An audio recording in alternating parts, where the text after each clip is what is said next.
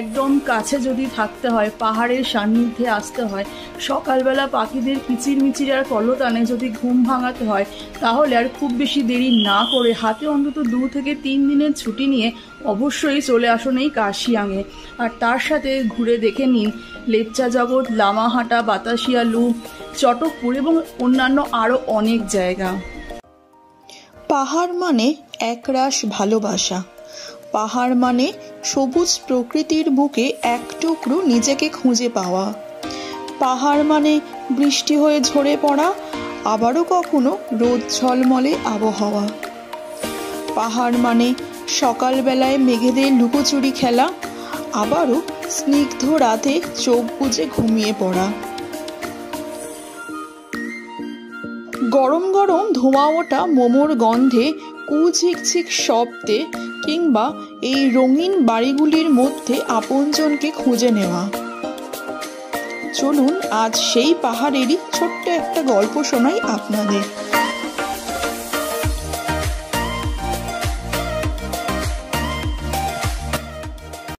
প্রথম দিনের কার্শিয়াং ভ্রমণ পর্ব শেষ করে আজকে আমাদের গন্তব্য সোনাদা মনেস্ট্রি এবং চিমনি হেরিটেজ সাইট। সোনাদা দার্জিলিং জেলার ছোট্ট একটি সাজানো গোছানো শহর, যা দার্জিলিং হিমালয়ান রেলওয়ের অন্তর্গত অন্যতম একটি স্টেশন।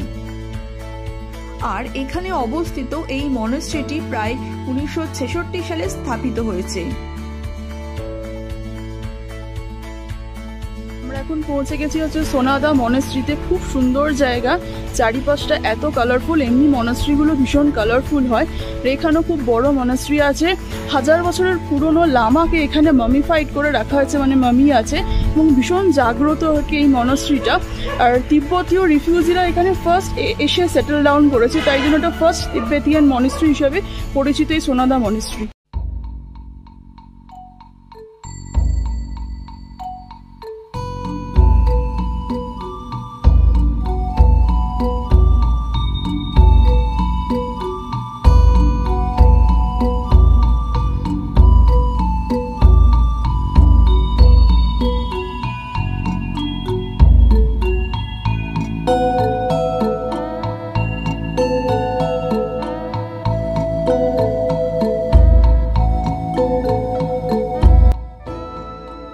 মনেস্ট্রিটির উপরের দিক থেকে নিচের ভিউটি কিন্তু সত্যি অসাধারণ লাগে।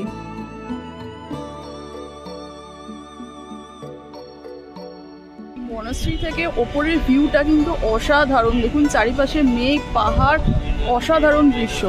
আর আজকে ওয়েদারটাও আমরা লাকিলি খুব ভালো পেয়েছি, যার জন্য এত সুন্দরভাবে এই মনেস্ট্রিটা আমরা দর্শন করতে পারলাম এসে সোনাদাতে। এটি বেশ বড় এবং অন্যতম একটি তিবেতিয়ান মনেস্ট্রি হিসেবে পরিচিত।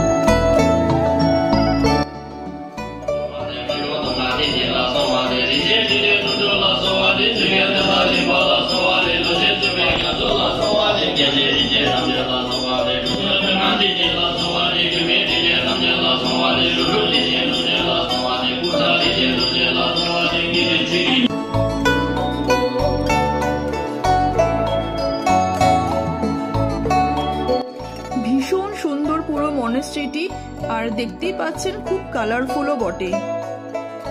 এখানকার চারিদিকের পরিবেশটি কিন্তু সত্যি মন ভালো করার মতন। এই জায়গাটিতে বসে থাকতে এবং প্রাকৃতিক সৌন্দর্য উপভোগ করতে কিন্তু বেশ ভালোই লাগবে আপনাদের।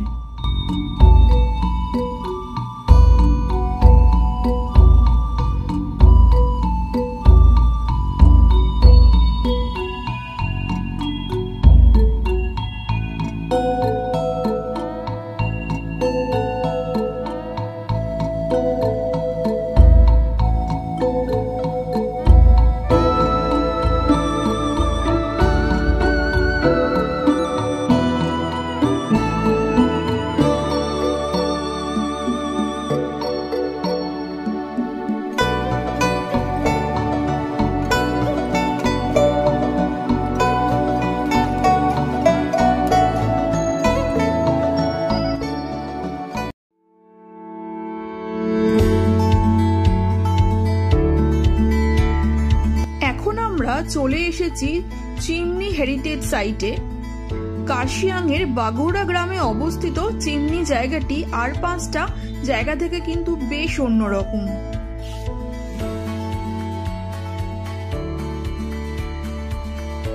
আমরা এখন পৌঁছে গেছি হচ্ছে চিমনি বলে একটি জায়গার, একটি হেরিটেজ সাইট, অনেকটাই ওপরে অবস্থিত এটা।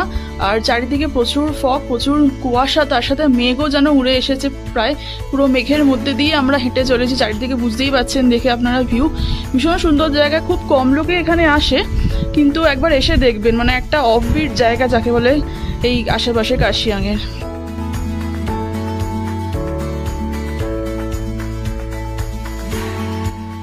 পুরো পাইন গাছের জঙ্গলের মধ্যে দিয়ে আপনাকে হেঁটে এখানে আসতে হবে। এই চিমনিতে একটা ভিউ পয়েন্ট আছে সেইখানে। আর এখানে চার্জেস আছে, পার হেড 30 টাকা করে এখানে চার্জ নেবে, এন্ট্রি চার্জ যেটা। কিন্তু অসাধারণ জায়গা, এখানে এলে আপনি বুঝতে পারবেন কতটা সুন্দর। আমাদের কোনো প্ল্যান ছিল না কিন্তু এখানে আসার, আমাদের ড্রাইভার ভাই বললেন যে এখানে একটা খুব সুন্দর জায়গা আছে চিমনি বলে, ব্রিটিশ হেরিটেজ যেটাকে বলা হয়। তো তাই জন্য আমরা এখানে চলে এলাম দেখতে। সত্যি কথা এত সুন্দর, পুরো মেঘের মধ্যে দিয়ে যেন আমরা হেঁটে চলেছি। দার্জিলিং, কালিম্পং কিংবা কার্শিয়াংয়ের কোলে এমন অনেক পাহাড়ি গ্রাম রয়েছে যা হয়ে উঠতে পারে আপনাদের জন্য লং উইকেন্ড ডেস্টিনেশন। তবে চিমনি গ্রামটি কিন্তু সত্যি অদ্ভুত রকমের সুন্দর।